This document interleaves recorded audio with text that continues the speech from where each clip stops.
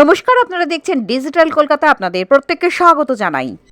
আমি অ্যাঙ্কার রূপাই ঘোষ আপনাদের সাথে। চলুন বন্ধুরা, আজকের নিউজ দেখে নেওয়া যাক। দোল উৎসবের পরে প্রতি বছরের মতো চৈত্র মাসে এবছরেও ২৬শে মার্চ ২০২৬-এ হুগলি জেলার রায়বাজারে সুপ্রিম কোর্টের উকিল শ্রী জয়দীপ মুখার্জির বাসস্থানে শ্রী শ্রী অন্নপূর্ণা মাতার শাস্ত্রীয় মত অনুযায়ী সমস্ত বিধি মেনে ও মাকে কুমারী রূপে পুজোর আয়োজন করা হয়। শুধু তাই নয়, ৮৮ বছরের এই পুজোয় নানা প্রান্ত থেকে গুণীজনেদেরও সমাহার বসে। এই পুজোয় বিশেষ বিশেষ মুহূর্ত আপনাদের সামনে তুলে ধরলাম।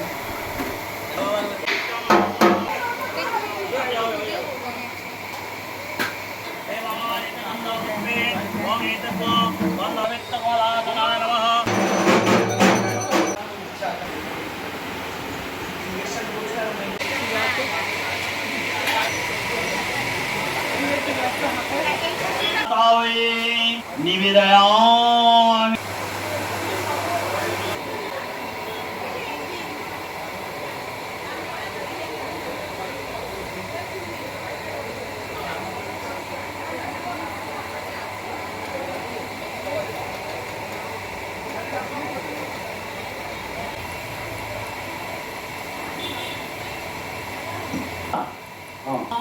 মহামায়িচ ভাবেনা লহনারিবার সহিত দশতামি চরণে নিবেদন।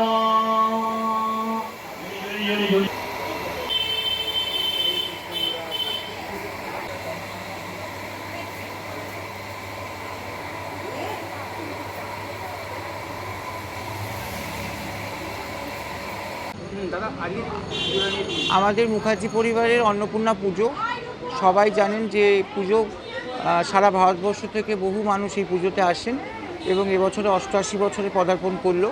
আমার ঠাকুমা প্রয়াতা কমলারানী মুখোপাধ্যায় এবং আমার স্বর্গত পিতা শৈলেন্দ্রনাথ মুখোপাধ্যায় এবং মাতা মলয় মুখার্জি, তারা এই পুজো চালিয়েছেন। তারপরে এখন বর্তমানে আমি এই পুজো চালাচ্ছি। তো আমি মা অন্নপূর্ণার কাছে প্রার্থনা করব আমরা যেন সবাই ভালো থাকি। আসবেন হাইকোর্ট, সুপ্রিম কোর্ট থেকে বিভিন্ন দেশের রাষ্ট্রদূতরা, তারাও আসবেন। তো বহু মানুষ আসেন, বহু মানুষ তারা মায়ের আশীর্বাদ দেন। অন্নপূর্ণা পুজো তো আমাদের বাঙালির করতে একদম প্রিয় দেবী এবং অন্নের দেবী, এবং তিনি সবাইকে ভালো রাখেন।